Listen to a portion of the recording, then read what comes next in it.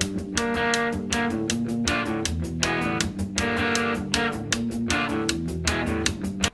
and welcome to Stab the Apple. Today we're going to take a look at the crafting system within Warframe. Now, crafting is basically used for making new weapons and warframes without having to spend actual platinum on the warframes or weapons. Now, weapons are much easier to craft than warframes themselves. All you need to do is go to the marketplace, click weapons, and if you don't have the credits or the platinum to buy it outright, you simply scroll over until you get to where the blueprints are, pick the item you want to craft. It'll give you a quick description of what the item is, as well as the damage, rate of fire, accuracy, and clip size, and then how much it costs in credits to purchase this blueprint. Now, after you purchase a blueprint, you're going to need to farm whatever materials it requires to make that weapon. It's very simple. All you have to do to find the materials is to mouse over the planet, and it shows you 1, 2, 3 items. The first two are the normal drops for the planet, and the last item drops off of the boss in that area. So in this case, we can see that neurosensors drop off of the boss in Jupiter.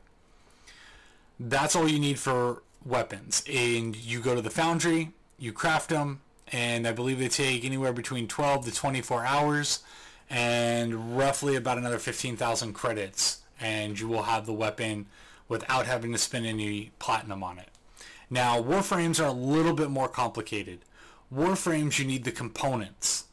So what you're going to want to do is you're going to want to go to Market, Warframes, find the blueprints for the one that you want to craft. It'll give you an explanation of what the Warframe's role is, as well as all 4 of its abilities. Now, it comes with all 4 of these mods. You can mouse over it and it explains exactly what the mod does. Then it costs anywhere between 25,000 to 35,000 credits to get the blueprint. Now, unlike weapons, you can't simply just farm the items needed to make this warsuit. What you have to do is you have to find out which boss drops the components. And by components, as you can see, we go to the foundry, you need the helmet, the chassis, and the systems, plus an Oricon cell. Now, to craft each item, in this case I've got a Rhino that's already got the systems created. I already have Oricon cells. Now I have the chassis and the helmet. I got these blueprints by farming the Jackel on Venus, which is the boss for that planet. It took me, I'm going to say, about 3 to 4 days to farm them, just because, you know, I had a little bit of bad luck. The helmet dropped a few more times than the other pieces. But that's just the way it goes if you don't want to spend actual platinum for it. Now, each component, once you have them, you're going to need all the materials to craft it. In this case, I don't have enough rubido to craft either one of these. And in fact, I still need a neural sensor to make the helmet as well. It also costs an additional 15,000 credits and 12 hours real-life time of crafting to build each one of these components.